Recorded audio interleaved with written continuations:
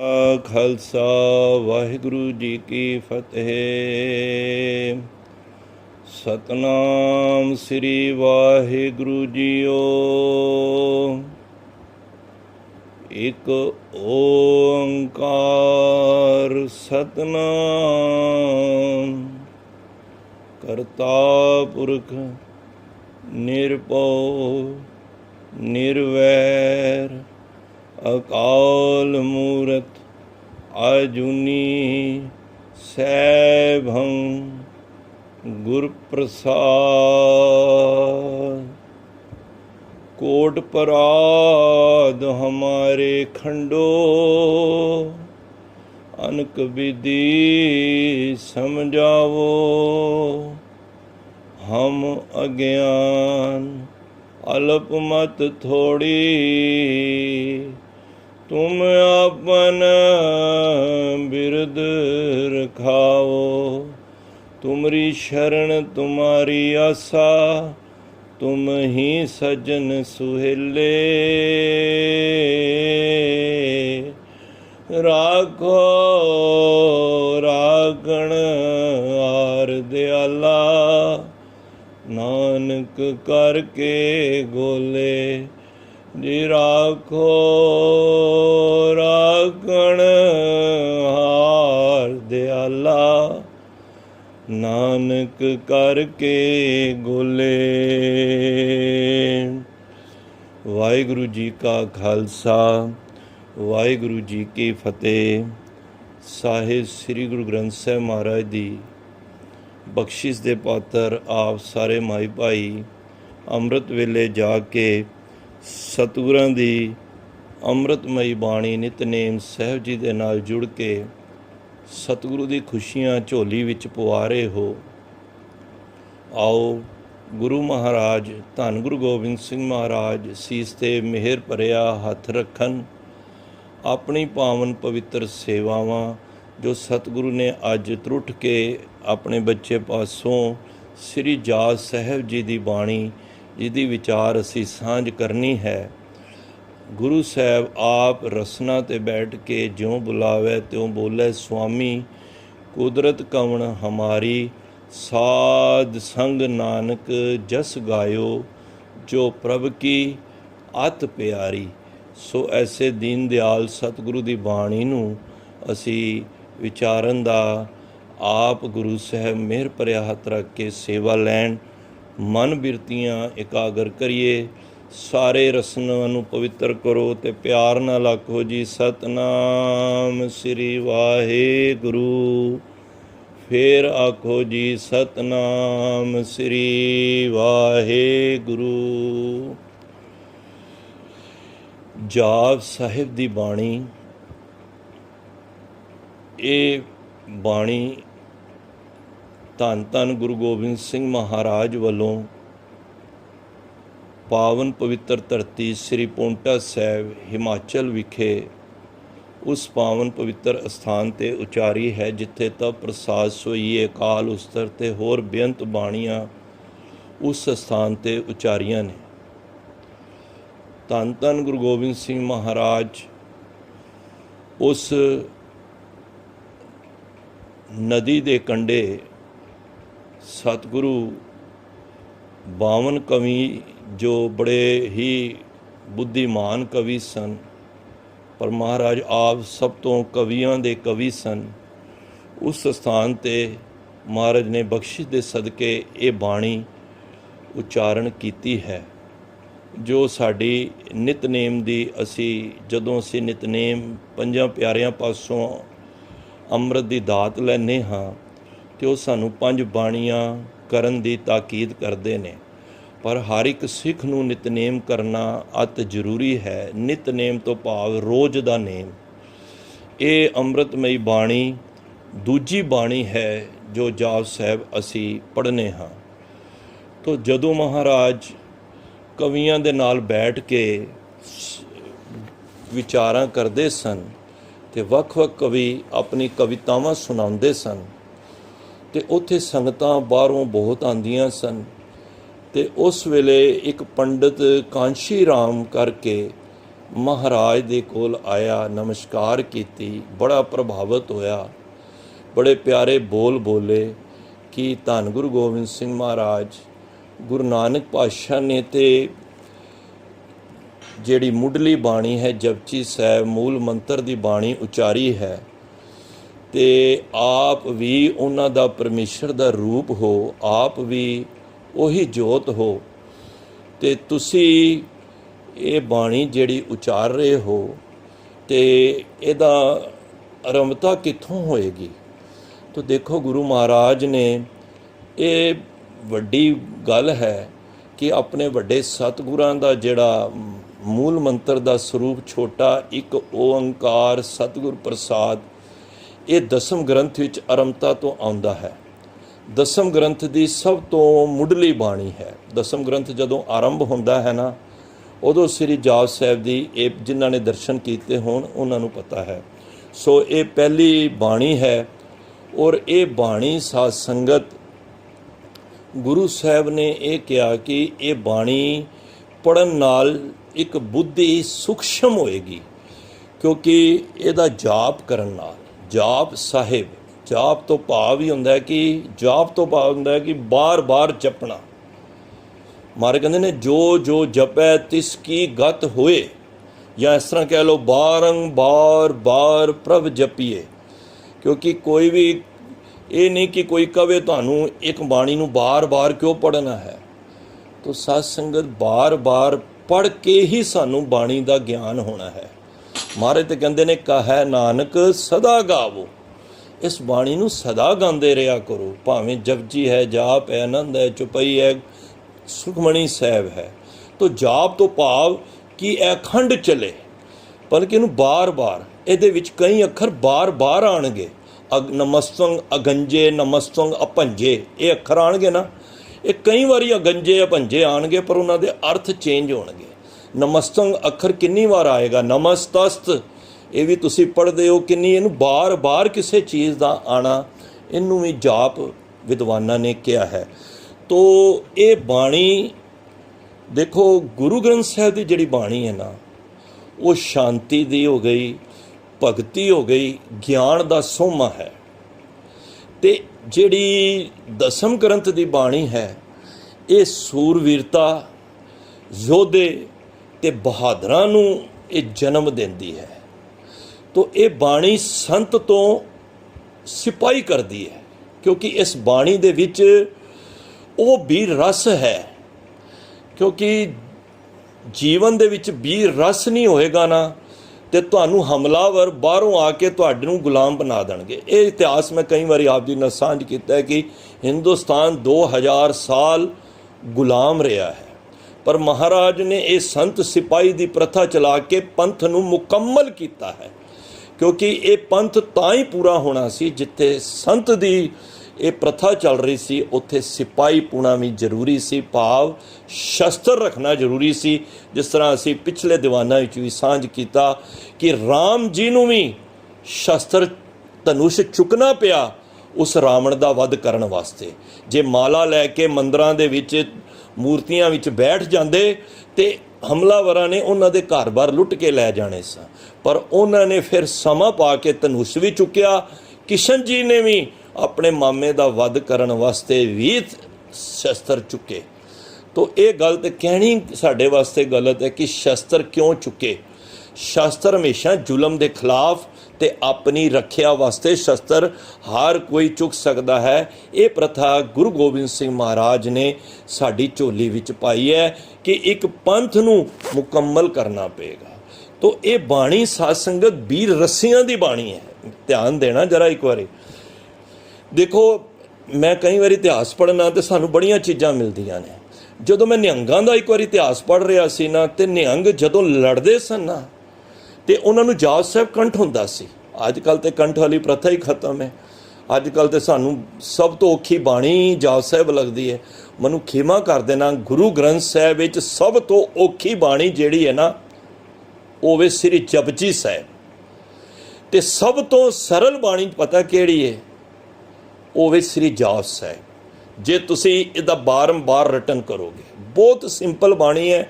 ਮਹਾਰਾਜ ਨੇ ਬੜੇ ਹੀ ਰੱਬ ਦੀ ਉਸਤਤ ਦੇ ਵਿੱਚ ਉਹ ਅੱਖਰ ਯੂਜ਼ ਕੀਤੇ ਨੇ ਜਿਹਨੂੰ ਕਰਮ ਨਾਮ ਕਹਿੰਦੇ ਨੇ।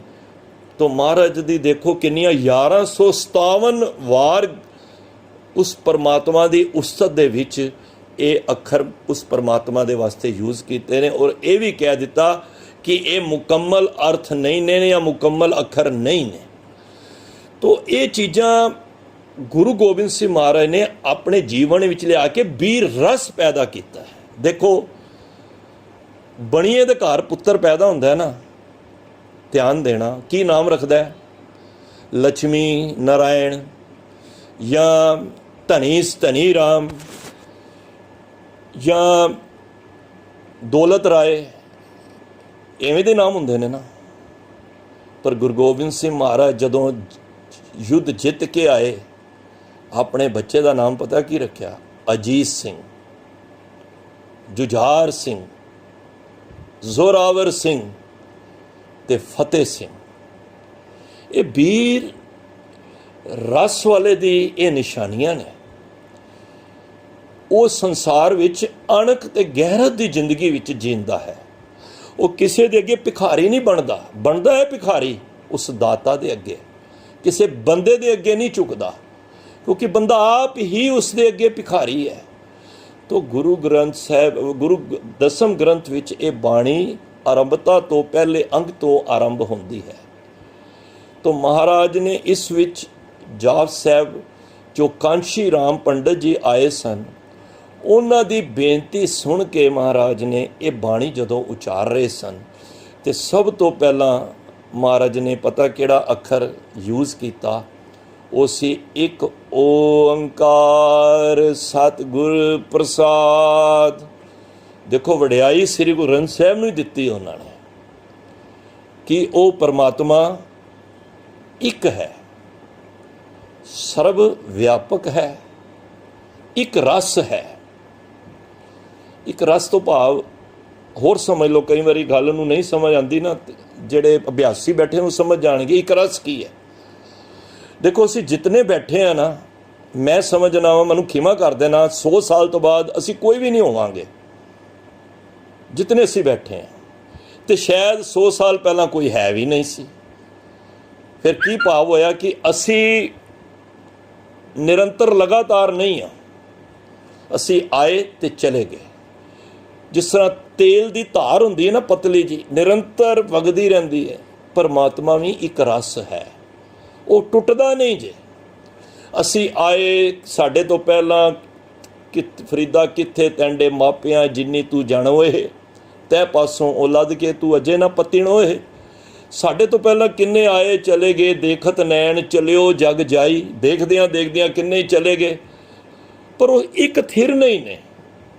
ਪਰ ਪਰਮਾਤਮਾ ਜੁਗਾਂ ਤੋਂ ਜੁਗ ਜੁਗ ਏਕੋ ਵੇਸ, ਆਦ ਅਨੀਲ ਅਨਾਦ ਅਨਾਹਤ, ਜੁਗ ਜੁਗ ਏਕੋ ਵੇਸ। ਤਾਂ ਹੀ ਤੇ ਸਿੱਧਾ ਨੇ ਕਿਹਾ ਸੀ ਆਦੇ ਤਿਸੈ ਆਦੇਸ। ਅਸੀਂ ਉਹਨੂੰ ਨਮਸਕਾਰ ਕਰਨੇ ਆ ਜਿਹੜਾ ਇੱਕ ਰਸ ਹੈ, ਬਿਨਾਂ ਨਾਸ਼ ਹੋਣ ਤੋਂ ਰਹਿਤ ਹੈ, ਨਾਸ਼ ਨਹੀਂ ਹੋ ਸਕਦਾ, ਉਹ ਸਦਾ ਹੀ ਰਹੇਗਾ, ਉਹ ਮੁੱਢ ਤੋਂ ਹੈ। ਤੋ ਮਹਾਰਾਜ ਕਹਿੰਦੇ ਨੇ ਇੱਕ ਓੰਕਾਰ, ਉਹ ਪਰਮਾਤਮਾ ਇੱਕ ਹੈ, ਸਰਬ ਵਿਆਪਕ ਹੈ, ਜ਼ਰੇ ਜ਼ਰੇ ਵਿੱਚ ਹੈ। ਔਰ ਮਿਲਦਾ ਕਿਵੇਂ ਵੇਂ? ਗੁਰੂ ਨਾਨਕ ਦੀ ਕਿਰਪਾ ਨਾਲ। ਸਤਿਗੁਰੂ ਕੌਣ ਨੇ? ਵੱਡੇ ਗੁਰੂ ਨਾਨਕ, ਵੱਡੇ ਪਾਤਸ਼ਾਹ, ਗੁਰੂਆਂ ਦੀ ਕਿਰਪਾ ਦੇ ਨਾਲ ਇਹ ਪਰਮਾਤਮਾ ਦੀ ਪ੍ਰਾਪਤੀ ਹੁੰਦੀ ਹੈ। ਮਹਾਰਾਜ ਨੇ ਇਸ ਮੰਗਲਾਚਰਨ ਤੋਂ ਆਪਣੇ ਵੱਡੇ ਗੁਰੂ ਸਾਹਿਬਾਨ ਨੂੰ ਵਡਿਆਈ ਦੇ ਕੇ ਉਹਨਾਂ ਦੇ ਦੱਸੇ ਹੋਏ ਮਾਰਗ, ਉਹੀ ਜੋਤ ਦੇ ਅਕੋਰਡਿੰਗ ਮਹਾਰਾਜ ਨੇ ਇੱਥੋਂ ਆਰੰਭਤਾ ਕੀਤੀ। ਫਿਰ ਮਹਾਰਾਜ ਨੇ ਆਪਣਾ ਜਿਹੜਾ ਤਕੀਆ ਕਲਾਮ ਸੀ, ਇੱਕ ਓੰਕਾਰ ਸ੍ਰੀ ਵਾਹਿਗੁਰੂ ਜੀ ਕੀ ਫਤਿਹ, ਇਹ ਹੁਣ ਮਹਾਰਾਜ ਨੇ ਇਹ ਮੰਗਲਾਚਰਨ ਦੇ ਵਿੱਚ ਇਹ ਅੱਖਰ ਯੂਜ਼ ਕੀਤੇ। ਇੱਕ ਓੰਕਾਰ, ਉਹ ਪਰਮਾਤਮਾ ਇੱਕ ਹੈ। ਔਰ ਫਤਿਹ ਕਿਹਦੀ ਹੈ? ਵਾਹਿਗੁਰੂ ਜੀ ਦੀ। ਵਾਹਿਗੁਰੂ ਕੌਣ ਹੈ? ਦੇਖੋ ਵਾਹਿਗੁਰੂ ਕੀ ਹੈ? ਵਾਹਿਗੁਰੂ ਉਹ ਹੈ ਜਿਹਨੂੰ ਵੇਖ ਕੇ ਤੁਸੀਂ ਕੁਦਰਤ, ਹੁਣ ਕਿਤੇ ਹਿਲ ਸਟੇਸ਼ਨ 'ਤੇ ਜਾਓ, ਤੁਸੀਂ ਕੀ ਕਹਿੰਦੇ ਹੋ? ਵਾਹ, ਆਨੰਦ ਆ ਗਿਆ, ਕਿਆ ਕੁਦਰਤ ਦਾ ਨਜ਼ਾਰਾ। ਇਹੀ ਕਹਿੰਦੇ ਆ ਨਾ। ਜਦੋਂ ਤੁਸੀਂ ਗੁਰੂ ਦੀ ਬਾਣੀ, ਗੁਰੂ ਦੀ ਸਾਖੀ, ਗੁਰੂ ਦੀਆਂ ਵਿਚਾਰਾਂ ਸੁਣਦੇ ਹੋ, ਕਹਿੰਦੇ ਵਾਹ ਵਾਹ, ਕੀ ਨਿਕਲਦਾ? ਵਾਹ ਗੁਰੂ। ਤੇ ਕੀ ਹੈ? ਇਹ ਪਰਮਾਤਮਾ ਹੈ गुरु अमरदास भी कहते ना, वाह वाह तिसनु आखिए जे सच्चा गहर गंभीर, वाह वाह तिसनु आखिए जे गुणदाता मत धीर। जिन्हों लेख वाहगुरु का मतलब आश्चर्य रूप विच चले जाना, उन्होंने वाहगुरु कहते हैं। ये परमात्मा का नाम है। फतेह किहदी है? उस परमात्मा की फतेह है। देखो जदों महाराज जंग जित के पहला आए ना, तो संगतां ने कहा महाराज तुहाडी अज जित हुई है। महाराज कहते मेरी जित नहीं हुई। जदों भंगाणी का युद्ध जित्या ना, तो संगतां ने आके कहा महाराज तुहाडी जित हुई है। कहते नहीं भाई, जीत मेरी किरपा काल केरी, ये मेरी नहीं हुई गुरु सिखो। हे खालसा जी, ये जित ना उस परमात्मा की हुई है, उस वाहिगुरु की हुई है। कितनी वड्डी बात है। असी कोई छोटा जिहा काम कर लीए ना, कोई एक मकान बना लीए या किसी की मदद कर दीए, मैं कीती है। गुरु साहब कहते नहीं भाई, जीत मेरी किरपा काल केरी, ये परमात्मा तेरी किरपा नाल मेरी जीत हुई है, मैं कौन सा। तो ये गुरु साहब निमरता दियाँ सानू आरंभता दे विच ही ये गुरु साहब सानू ये गल्लां समझाते हुए बड़े प्यार नाल दसते हैं। देखो कितनी वड्डी गल है। मैं जे विचार करके अगे निकल जावां तो कोई, मैं कहना फतेह वेखो कितनी गुरु साहब ने परमात्मा की फतेह बोली है। और असी फतेह किहदी बोलने आ जी, मेरी असी सूक्ष्म होमे च बोलने आ कि ये कारज मैं कीता। नहीं भाई, ये पारक परमात्मा जिसका कार्य तिने किया, मानस क्या बेचारा राम। मानस की कर सकता है।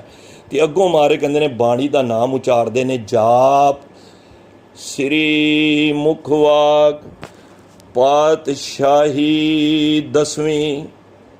जाप श्री मुखवाक, जाप बाणी का नाम है।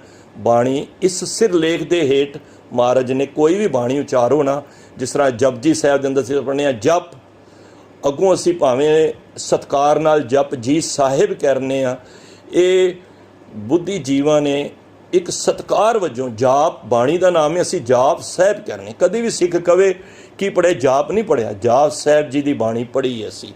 तो गुरु साहब ने इत्थे कहा कि मुखवाक पातशाही दसवीं। सिरी हुंदा माया, तो माया, माया का पति कौन है? माया किन्ने बनाई है? रब ने।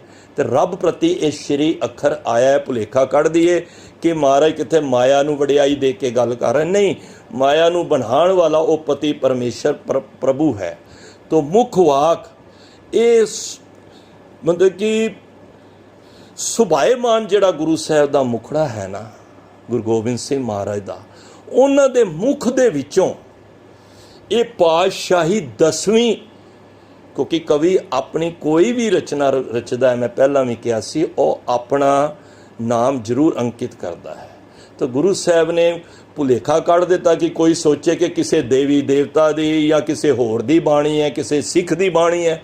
महाराज कहते नहीं, इनू पातशाही ला दिता। देखो पहला महल्ले चलते रहे, महला पहला, महला दूजा, महला तीजा, महला चौथा, महला पंजवां, महला नौवां, पर गुरु गोबिंद सिंह महाराज ने इस फकीरी तो कलगी लाई, सोने एक जिस तरह राजे का रूप बनाया, जिस तरह शहनशाह बने, शाहे शहनशाह गुरु गोबिंद सिंह। फिर वो पातशाहियां तक पहुँच गए, बादशाहियां मिल गई, तो महाराज ने फिर उत्ते पातशाही लिखी कि सिख नूं बादशाहियां भी उहदे कोल ने, जिसनूं बख्शे सिफत सलाह नानक पातशाही पातशाह। सानू महाराज ने पातशाहियां भी बख्शियां ने, क्योंकि उस महाराज का मुखड़ा ही सुभाएमान है। तेरे बंक लोयने दंद रसाला, सोने नक जिन लंबड़े वाला। महाराज का तो रूप भी कुछ वखरा ही सी। ते गुरु साहब कहते ने जाप श्री मुखवाक पातशाही दसवीं, ये महाराज दे सुभाएमान मुख दे विचों दसवीं पातशाही दे ये बचन उच्चारण कीते ने। तो महाराज अरंता विच कह रहे ने छपै छंद तब प्रसाद। देखो इस बाणी दे विच 11 छंद आणगे वखरे वखरे, कई वारी रिपीट भी आणगे, भुजंग प्रयाग छंद, रसावल छंद, हरबोल मना छंद, बड़े तुहानूं 11 तरह के छंद महाराज ने इहदियां चालां ने। तो महाराज इत्थे आरंभता किहड़े छंद तो कर रहे ने? छपै छंद, भाव कि इस छंद दे अंदर 6-6 चरण ने, भाव कि 6-6 पंक्तियां ने। इहदा भाव ये वे, ते छंद दा नाम है छपै। छपै छंद त प्रसाद, ये ओदी त हुंदा तेरी, प्रसाद हुंदा किरपा, ते दद्दे नूं सिहारी है, किरपा द्वारा हो गया। जे दद्दे नूं सिहारी ना हुंदी फिर खाली किरपा हुंदा है, ते दद्दे नूं सिहारी लग गई, ओदी किरपा द्वारा। ये व्याकरण संबंधी सिहारी लिखी गई है। तो गुरु साहब आरंभता विच कह रहे हैं कि ये जिहड़े छपे छंद है ना, मैं नहीं उचारिया, तुहाडी महाराज अकाल पुरख वाहिगुरु तुहाडी किरपा दे नाल ये मैं बाणी ये छपे छंद उचार रहा हाँ। चक्र चेहन अर बरन जात अर पात नहन जे, इत्थे जे पढ़ना है, जै नहीं पढ़ना। गुरु गोबिंद सिंह महाराज इस छंद दे विच बख्शिश करते हुए कह रहे हैं, हे परमात्मा तेरा कोई चक्कर नहीं है, कोई चैन नहीं है, कोई वर्णन नहीं कर सकता। देखो ना कोई ओदियां कोई जात है, ना कोई ओदी पात, ओदी बरादरी, गोत, कोई भी परमात्मा दा चिन्ह नहीं है। क्यों? देखो असी जितने हाँ, साड़ियाँ कोई ना कोई, अगर कोई कपड़े धोन दा काम करदा है असी उन्होंने धोबी पुकारने आ, बई ये धोबी है। कोई पढ़ांदा है असी उन्होंने कहने टीचर है। कोई इलाज करदा है असी उन्होंने संज्ञा दिती है ये डॉक्टर है। कोई लक्कड़ दा काम करदा होए असी उन्होंने कहने तरखान है। असी ना जातां विच सब नूं वंडिया होया है। जे कोई लोहे दा काम करदा असी कहने लोहार है, ते जे कोई खेती बाड़ी दा काम करदा असी कहने किसान है। जे घर दा कोई तुसी इमारत उसारदे हो असी उन्होंने मिस्त्री कहने हैं। पर परमात्मा साध संगत इहदी कोई जात पात नहीं, इहदा कोई चिन्ह नहीं है। साड़ियाँ हत्थ दियां रेखावां ने, तुसी देखो तुहाडे हत्थ ते रेखावां होणगियां, साड़ियाँ अखां होणगियां, साडा मूँह है, ये सारे चेन चक्कर सारे ने। पर परमात्मा दा कोई चक्कर चेन नहीं है। परमात्मा दियां कोई रेखा नहीं, कोई अखां नहीं ने। और वड्डी गल, जितनियां भी अखां ने सारियां ओदियां ने। फिर ध्यान देना, ओदी अपनी एक अख भी नहीं। सहस तव नैन नन्ना नैन है तोय को, सहस मूरत नन्ना एक तो ही, सहस पद बिमल ने एक पद गंध बिन, सहस ताव गंध इव चलत मोही। सारियां संसार दियां जिन्नियां अखां देख रहे हो सब परमात्मा दियां ने। जिन्नियां रेखावां देख रहे हो, हद्दां देख रहे हो, सब परमात्मा दियां ने। पर कमाल दी गल है, परमात्मा दी अपनी कोई अख भी नहीं, कोई रेखा नहीं है, कोई जात नहीं है। असी ते अगों पातां भी बना लियां, बई ये भापे ने, ये रामगढ़िए ने, अगों ये अरोड़े ने, ये खत्री ने। परमात्मा दी कोई जात नहीं, ना कोई पात है, ना पात होंदी बरादरी। जिस तरह ये फलानी बरादरी दा है, जिस तरह फलानी बरादरी। शुक्र है अजकल के बच्चों को ये चीज़ों का पता ही नहीं। साडे तो दादे परदादियां ने वो साड़ियाँ सारियां वो खतरी सी, असी फलानी अंसी चो असी फलानी सी। ज्यों ज्यों गुरु की बाणी पढ़ोगे, जे परमात्मा का कोई जात नहीं है, कोई पात, ना तात है, ना मत है, ना जात है, ना पत है, उन्हें अगों पढ़ांगे। जे परमात्मा का कुछ नहीं तो फिर असी कित्थों जातां ला लियां।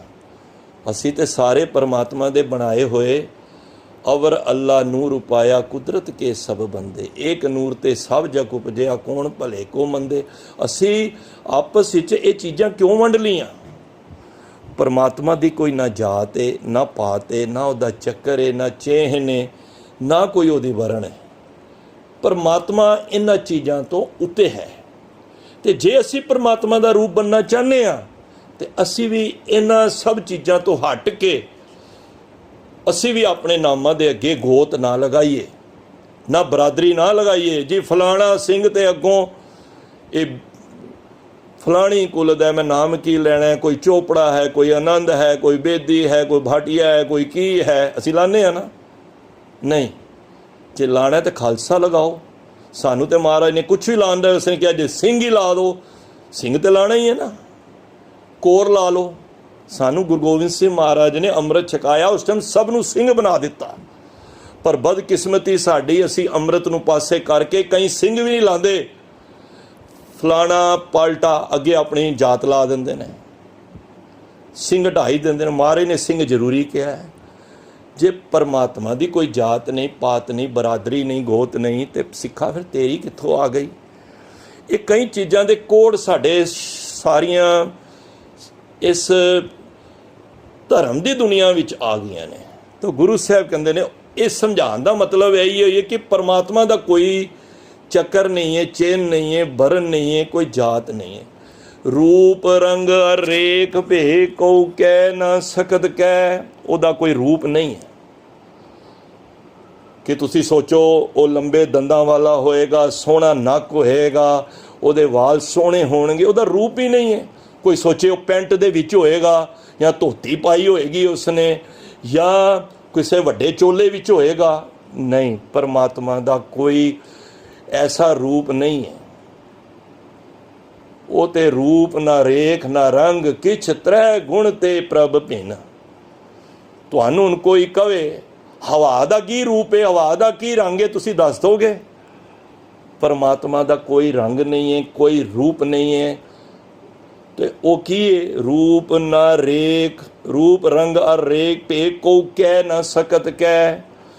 कोई ओदा रूप रंग कोई कह नहीं सकता कि परमात्मा इस तरह का है। परमात्मा ते शब्द रूप विच है। ज्यों ज्यों तुसी शब्द विच धसदे जाओगे तुहानू ओदा रूप तुहानू शब्द दे विचों नज़र आएगा। ओदा कोई वखरा कोई हट के जिस तरह साडे रूप ने, ये तो मूर्तां उन्हें बनाईयां ने, पर ओदी अपनी कोई मूरत नहीं। तो गुरु साहब कहते हैं ओदा कोई रूप नहीं। कोई कहे कि काले रंग दा है, जिस तरह गोरे तो समझ रहे होणगे अपने अगे वो कोई रब चिट्टे रंग का होएगा, तो जेडे नीगरो होणगे वो समझणगे रब काले रंग का है। वो भाई रब का कोई रंग नहीं है। या साडे इत्थे ये मिट्टी कलर दे असीं हाँ, जिस तरह ना काले ना चिट्टे, तो कोई समझा रब इस तरह का, किसी ने किस तरह की मूरत बना रखी है। रब की कोई मूरत नहीं, कोई रंग नहीं, जे ना काला है ना चिट्टा है, जिदा रूप ही नहीं है, जिन्हों कोई थापिया ना जाए, कीता ना होए, आपे आप नरिंजन सोए, वो कोई खास रूप विच नहीं है। ना उदा कोई रेखा ने, ना उदा भेख है भी इस कपड़ियां विच रब होएगा, मैं इस कपड़ियां विच रब देखा। कहीं एवं ब्लफ मार देंदे ने जी मैं इस कपड़े विच रब नूं देख लिया। और रब दा ते रूप ही नहीं, तू देखना कित्थों है? रब दे दर्शन ते तैनूं शब्द विचों होने ने। तो गुरु साहब कहते को कह ना सकत कहे, उन्होंने कोई कह नहीं सकता बई रब इस रूप विच है। तो भुलेखा कढ़ दईए। देखो हुण बाणी सानू आरंभता विच यही उपदेश दे के जा रही है कि रब दा कोई भुलेखे च ना रवे। रब दा कोई खास स्थान है, कोई खास रूप है, खास रेखा है, कोई खास पहरावा है, कोई खास जगह ते रहिंदा है। ये सारिया चीज़ों के भुलेखे गुरबाणी कढ़ रही है। सिखा तू घर च बैठा किस मूँह वाल भी अरदास कर सकना है, सज्जे खब्बे दाएं बाएं एवरीवेयर रब है। ये भुलेखा कढ़ दो कि असी इस तरह मूँह करके अरदास करनी है रब इधर है, भाई फिर पिछे कौन है? हाँ, ये गल साडी है कि असी गुरु घर जाने, गुरु ग्रंथ साहब हाजर नाजर ने, जागती जोत ने, उन्हां दे सन्मुख होना है। जे को सिख गुरु सेती सन्मुख होवे। गुरु प्रथक हाजर नाजर ने, बाकी गुरु एवरीवेयर है, बाहर भी है, अंदर भी है, घर भी है, बाहर भी है, दसों दिशावां विच है। तो महाराज अगे कहते ने अचल मूरत अनभव प्रकाश अमितोज कहीजै। ओदी मूरत है अचल है, उन्होंने कोई ढा नहीं सकता ओदी मूरत नूं। देखो पंडित काशी राम जी ने पूछया सी कि ओदी मूरत किस तरह दी है। वो कहते हैं ओदी मूरत ऐसी है, ओदी मूरत नूं कोई तोड़ नहीं सकता, कोई ढा नहीं सकता, कोई चोरी नहीं कर सकता, कोई बर्बाद नहीं कर सकता। रब दी मूरत ही है। क्योंकि ਉਹਦੀ ਮੂਰਤ ਨਾਸ਼ ਹੋਣ ਤੋਂ ਰਹਿਤ ਹੈ। ਤੇ ਪੰਡਿਤ ਕਾਂਸ਼ੀ ਰਾਮ ਜੀ ਫੇਰ ਪੁੱਛਦੇ ਨੇ, ਮਹਾਰਾਜ ਦੱਸੋ ਇਹ ਮਿਲੇਗਾ ਕਿਵੇਂ? ਉਹ ਕਹਿੰਦੇ ਨੇ ਅਮਿਤੋ ਅਨਭਉ ਪ੍ਰਕਾਸ਼, ਉਹ ਅਨਭਉ ਪ੍ਰਕਾਸ਼ ਦੇ ਨਾਲ ਮਿਲੇਗਾ।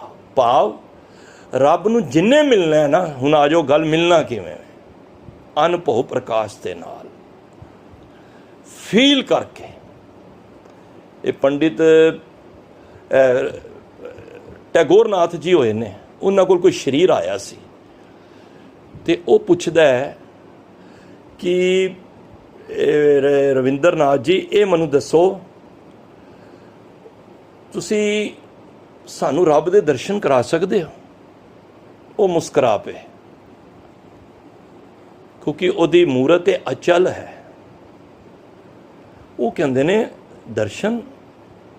ਕਹਿੰਦੇ ਤੁਸੀਂ ਤੇ ਸਵਾਲ ਉਸ ਤਰ੍ਹਾਂ ਪੁੱਛ ਰਿਹਾ ਜਿਸ ਤਰ੍ਹਾਂ ਅੰਨਾ ਪੁੱਛਦਾ ਹੈ ਕਿ ਅੰਧੇਰੇ ਦਾ ਰੰਗ ਕੀ ਵਜ੍ਹਾ ਹੈ। ਕਹਿੰਦੇ ਨੂੰ ਅੰਧੇ ਨੂੰ ਮੈਂ ਕੀ ਦੱਸਾਂ, ਮੈਂ ਕਾਲਾ ਕਵਾਂ, ਚਿੱਟਾ ਕਵਾਂ, ਨੀਲਾ ਕਵਾਂ, ਪੀਲਾ ਕਵਾਂ। ਇਹ ਟੈਗੋਰ ਨਾਥ ਜੀ, ਰਵਿੰਦਰ ਟੈਗੋਰ ਨਾਥ ਜੀ ਬੜੇ ਵਿਦਵਾਨ ਹੋਏ ਨੇ ਹਿੰਦੂ ਮੱਤ ਦੇ।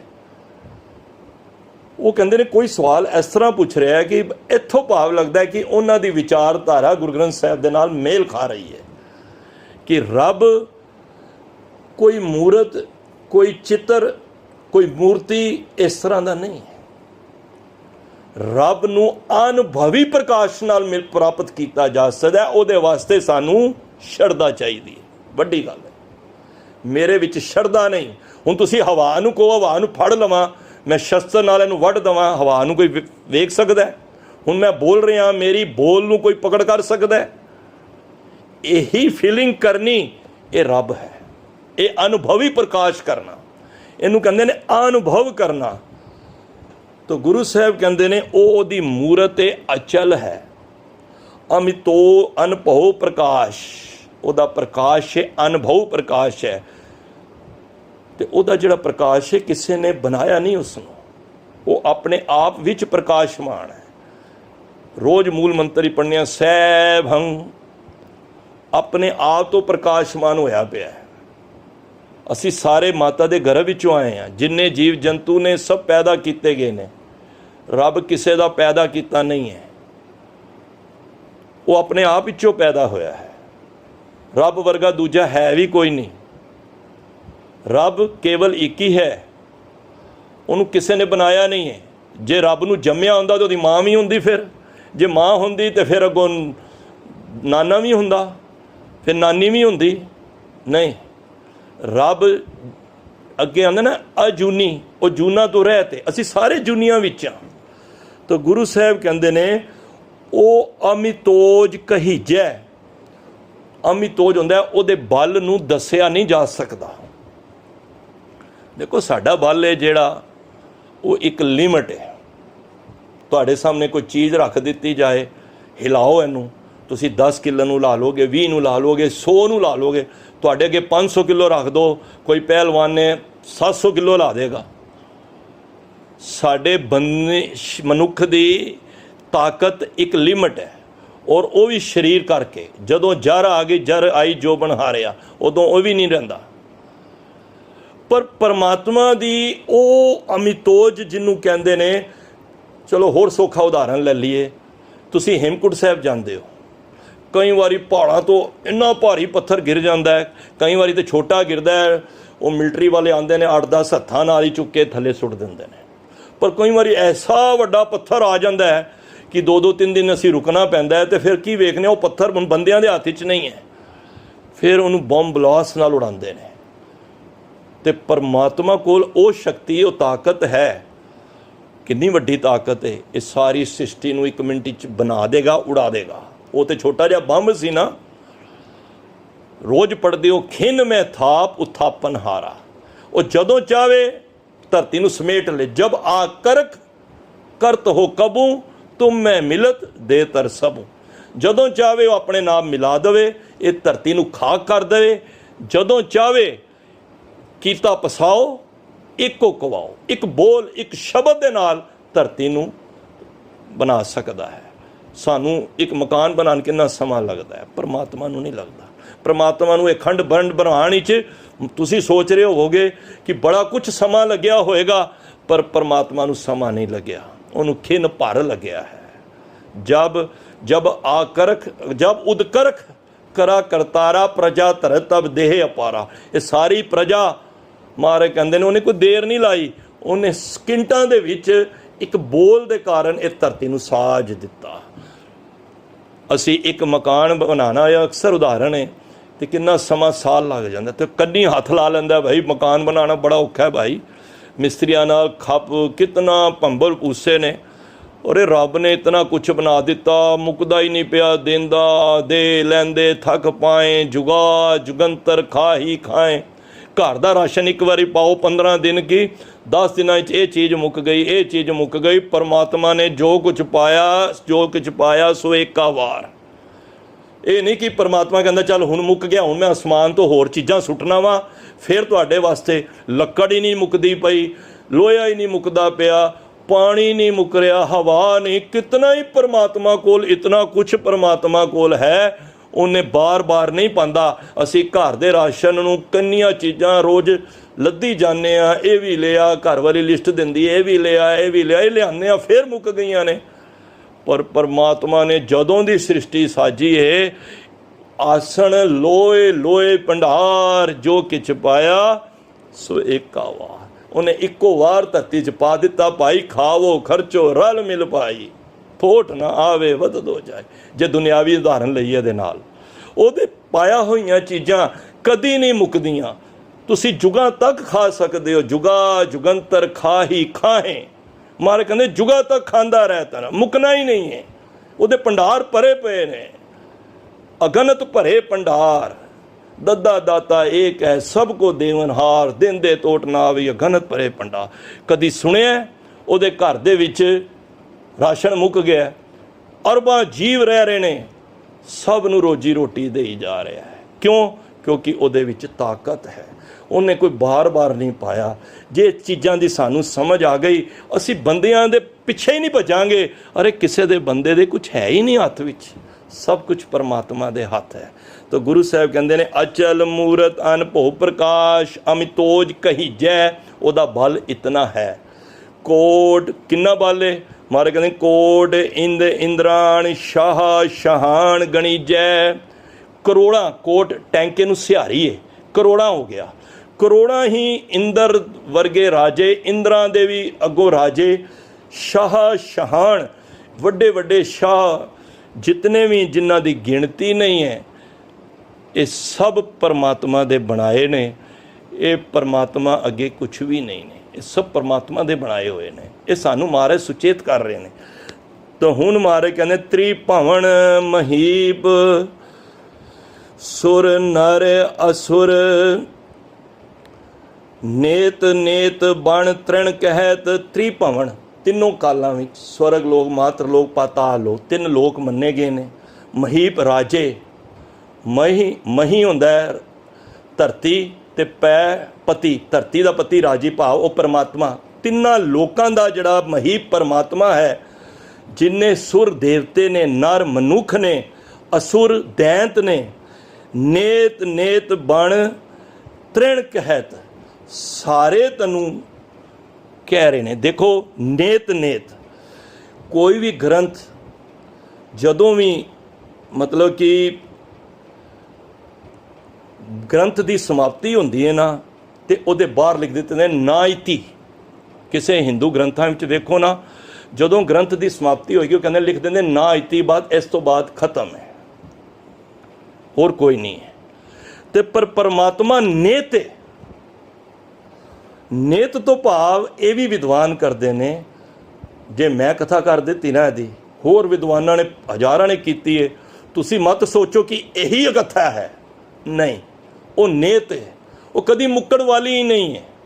ਉਹਦੀ ਕਤ ਕਤ ਕਥੀ ਕੋਟੀ ਕੋਟ ਕੋਟ ਉਹਦੀ ਕਥਾਵਾਂ ਕੋਈ ਮੈਂ ਤੁਸੀਂ ਕਹੋਗੇ ਮੈਂ ਇੱਥੋਂ ਤੱਕ ਕਿਹਾ ਤੇ ਹੁਣ ਬਸ ਇਹੀ ਕਥਾ ਹੈ, ਨਹੀਂ, ਇਹ ਮੇਰਾ ਭੁਲੇਖਾ ਹੋਏਗਾ। ਜੇ ਤੁਸੀਂ ਸਮਝ ਰਹੇ ਹੋ ਇਸ ਗੱਲ ਨੂੰ, ਤੁਹਾਡਾ ਵੀ ਭੁਲੇਖਾ ਹੋਏਗਾ।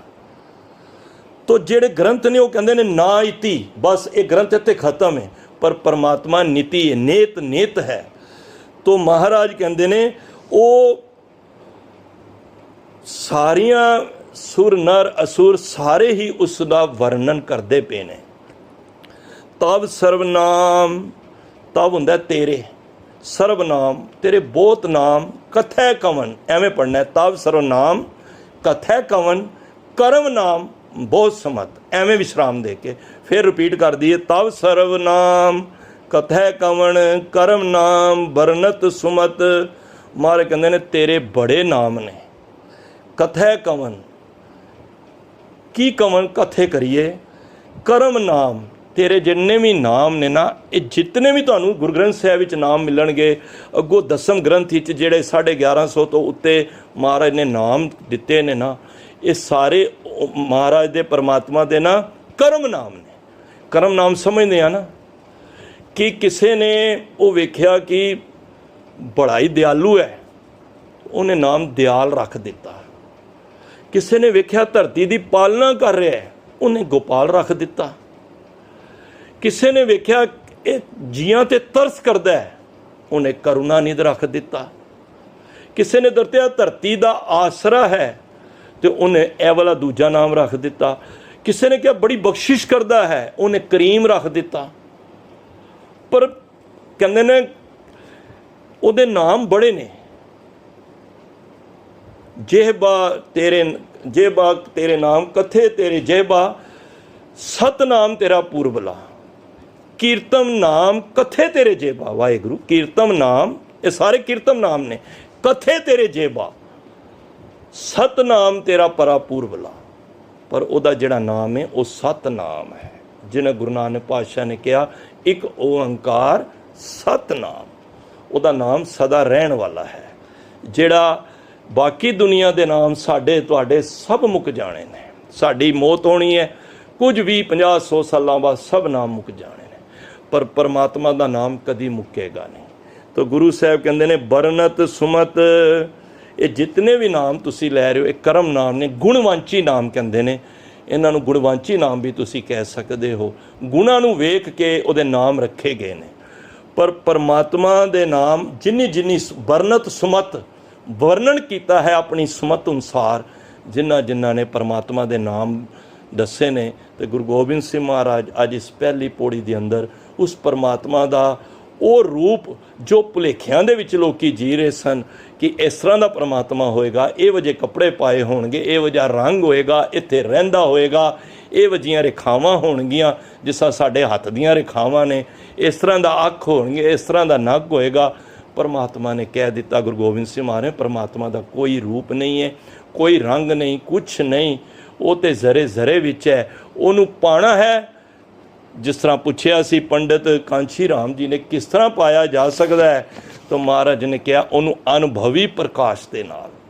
ते मैं इत्थे कह दा अनुभव प्रकाश, अनुभव करके उन्होंने बार बार रटन करके असी उन्होंने अनुभव के नाल, अनुभव किए कि मैं अरदास करके, बड़ा छोटा जिहा उदाहरण दे के मैं समाप्ति कर रहा। असी घरों निकले, मैं अरदास की, तुसी अरदास की, अगे जाके तुहाडा हल्का जिहा एक्सीडेंट होया, तुसी शुक्र किया। क्यों शुक्र किया? चलो अज इस गल ते आ जाओ। इस करके शुक्र किया, रब्बा मैं तैनूं याद करके निकलिया वां, ते की पता मेरी इस जिहड़ा सामने आया गड्डी वाला कहंदा भाई साहब बच गए, मेरे को गलती हो गई, नहीं तो तुहाडी ते इत्थे मौत हो जानी सी। ते मैं फिर की ये सब, फिर मैनूं याद आएगा जिहड़ी अरदास सी, परमात्मा इहनूं अनुभव किया सी कि परमात्मा तू मेरी अज मौत तू तो बचा के एक छोटे जिहे मेरा फ्रैक्चर करके मैनूं बचा दिता है। इनू कहते हैं अनुभवी प्रकाश। परमात्मा नूं हर वेले महसूस करना है, जे यह काम मैं ना कीता हुंदा चंगी गल है। क्यों? परमात्मा ने मैनूं दस दिता ये काम करन नाल तेरा ये नुकसान हो जाना सी। जो इस चीज़ नूं परमात्मा दे नाल जोड़ लैंदा है उन्होंने अनुभवी प्रकाश हो जाता है। अनुभवी प्रकाश वास्ते सानू शरधा होनी जरूरी है गुरु परमात्मा दे प्रति। ये नहीं मैं गुरुद्वारे जा रहा, मैं पाठ कर रहा, चलो कर लैने, देखने दुख जाता है कि नहीं, देखते हैं नहीं। असी पाठ इस वास्ते करना है साढ़े दुख नाश होने ने, ਅਸੀਂ ਗੁਰਦੁਆਰੇ ਇਸ ਕਰਕੇ ਜਾਣਾ, ਸਾਡੇ ਕੰਮ ਸਵਰਨੇ ਨੇ। ਗੁਰੂ ਤੇ ਅਨੁਭਵੀ ਪ੍ਰਕਾਸ਼ ਲੈ ਕੇ, ਗੁਰੂ ਤੇ ਸ਼ਰਧਾ ਲੈ ਕੇ, ਗੁਰੂ ਤੇ ਭਰੋਸਾ ਲੈ ਕੇ ਜਾਣਾ ਹੈ। ਇਹ ਨਹੀਂ ਚਲੋ ਇਹ ਵੀ ਕਰਕੇ ਵੇਖ ਲੈਂਦੇ ਹਾਂ, 5 ਪਾਠ ਜਪਜੀ ਸਾਹਿਬ ਦੇ ਵੀ ਕਰਕੇ ਨਹੀਂ ਭਾਈ, ਇਹ ਕੋਈ ਅਜ਼ਮਾਨ ਵਾਲੀ ਚੀਜ਼ ਨਹੀਂ ਹੈ, ਇਹਨੂੰ ਅਨੁਭਵ ਕਰਨ ਵਾਲੀ ਚੀਜ਼ ਹੈ। ਤੇ ਪਰਮਾਤਮਾ ਅਨੁਭਵ ਕਰਨਾ ਹੈ।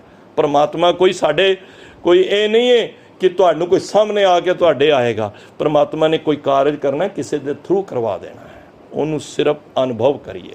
ਤਾਂ ਉਹਦੇ ਨਾਮ ਬਹੁਤ ਨੇ। ਮਹਾਰਾਜ ਕਹਿੰਦੇ ਨੇ ਸਭ ਕਰਮ ਨਾਮ ਨੇ, ਤੇ ਜਿਹੜਾ ਉਹਦਾ ਪਰਮਾਤਮਾ ਦਾ ਨਾਮ ਲੈਂਦਾ ਹੈ ਸਾਰੇ ਕੀਰਤਮ ਨਾਮ ਨੇ। ਤਾਂ ਗੁਰੂ ਸਾਹਿਬ ਨੇ ਜਿਹੜਾ ਸਾਨੂੰ ਪਰਮਾਤਮਾ ਦਾ ਨਾਮ ਦਿੱਤਾ ਹੈ, ਜਦੋਂ 5 ਪਿਆਰਿਆਂ ਪਾਸੋਂ ਲਈਦਾ, ਉਹ ਵੇ ਵਾਹਿਗੁਰੂ। ਤੇ ਸਾਡੇ ਵਾਸਤੇ ਜੋ ਗੁਰੂ ਸਾਹਿਬ ਨੇ ਤਾਕੀਦ ਕੀਤੀ ਹੈ, ਹੇ ਪਰਮਾਤਮਾ, ਦੇਖੋ ਇਹਦੇ ਵਿੱਚ ਵਾਹ ਕਹਿਣ ਨਾਲ ਗੁਰੂ ਵੀ ਯਾਦ ਆ ਰਿਹਾ ਹੈ, ਤੇ ਵਾਹਿਗੁਰੂ ਪਰਮਾਤਮਾ ਦਾ ਵੀ ਨਾਮ ਹੈ। ਤੇ ਜਪਾਂਗੇ ਤੇ ਕੀ ਹੋਏਗਾ? ਵਾਹਿਗੁਰੂ ਗੁਰ ਮੰਤਰ ਹੈ, ਜਪ ਹੋਮੈ ਖੋਈ। ਭਾਈ ਗੁਰਦਾਸ ਜੀ ਕਹਿੰਦੇ ਜੋ ਜੋ ਜਪੇਗਾ ਤੇਰੇ ਮਨ ਦੀ ਮੈਲ ਉਤਰੇਗੀ ਔਰ ਅੰਦਰ ਸ਼ਰਧਾ ਜਾਗੇਗੀ। ਅੱਜ ਸਾਡੇ ਵਿੱਚ ਸ਼ਰਧਾ ਘਟੀ ਜਾ ਰਹੀ ਹੈ, ਕਿੰਤੂ ਪਰੰਤੂ ਜ਼ਿਆਦਾ ਹੋਈ ਜਾ ਰਹੇ ਨੇ। ਜਦੋਂ ਸ਼ਰਧਾ ਘਟਦੀ ਹੈ ਤੇ ਪਰਮਾਤਮਾ ਦਾ ਅਨੁਭਵੀ ਪ੍ਰਕਾਸ਼ ਦੂਰ ਹੁੰਦਾ ਜਾਂਦਾ ਹੈ। ਤਾਂ ਗੁਰੂ ਸਾਹਿਬ ਕਿਰਪਾ ਕਰਨ, ਸਾਨੂੰ ਇਹ ਅਨੁਭਵ ਪ੍ਰਕਾਸ਼ ਪ੍ਰਾਪਤ ਹੋਵੇ, ਸ਼ਰਧਾ ਬਣੇ, ਭਾਵਨਾ ਬਣੇ, ਭਰੋਸਾ ਬਣੇ, ਤੇ ਗੁਰੂ ਦੇ ਲੜ ਲੱਗੇ ਰਹੀਏ। ਇਤਨੀ ਸੇਵਾ ਪ੍ਰਵਾਨ ਕਰਨੀ। ਬੇਅੰਤ ਭੁੱਲਾਂ ਗਲਤੀਆਂ ਦਾਸਾਂ ਪਾਸੋਂ ਹੋਈਆਂ ਨੇ। ਇਹ ਸੁਭਾਵਕ ਹੈ, ਇਨਸਾਨ ਦੀ ਫਿਤਰਤ ਹੈ ਕਿ ਭੁੱਲਣ ਅੰਦਰ ਸਭ ਕੋ ਆ ਭੁੱਲ ਗੁਰੂ ਕਰਤਾਰ। ਮਨੁੱਖ ਦੀ ਗਲਤੀ ਕਰਨਾ, ਇੱਕ ਮਨੁੱਖ ਗਲਤੀਆਂ ਦਾ ਪੁਤਲਾ ਹੈ, ਪਰ ਪਰਮਾਤਮਾ ਅਭੁੱਲ ਹੈ। ਨਾ ਗੁਰੂ ਤੇ ਨਾ ਪਰਮਾਤਮਾ, ਉਹ ਕਦੀ ਨਹੀਂ ਭੁੱਲਦਾ। ਪਰ ਉਹਦੇ ਅੱਗੇ ਅਸੀਂ ਆਪਣੀ ਭੁੱਲ ਰੱਖਾਂਗੇ, ਉਹ ਭੁੱਲ ਜ਼ਰੂਰ ਬਖਸ਼ਾ ਜ਼ਰੂਰ ਦੇਗਾ। ਤੇ ਉਹਦੇ ਚਰਨਾਂ ਵਿੱਚ ਅਰਦਾਸ ਹੈ, ਸਤਿਗੁਰੂ ਅਸੀਂ ਸਾਰੇ ਭੁੱਲਣ ਵਾਲੇ ਹਾਂ, ਅਸੀਂ ਭੁੱਲਾਂ ਕੀਤੀਆਂ ਨੇ, ਖਿਮਾ ਕਰ ਦੇਣਾ। ਤਾਂ ਮਹਾਰਾਜ ਫਿਰ ਬਖਸ਼ਿਸ਼ ਕਰਕੇ ਸਾਡੀਆਂ ਭੁੱਲਾਂ ਬਖਸ਼ ਦਿੰਦੇ ਹਨ। ਇਤਨੀ ਸੇਵਾ ਪ੍ਰਵਾਨ ਕਰਨੀ। ਤਾਂ ਗੁਰੂ ਮਹਾਰਾਜ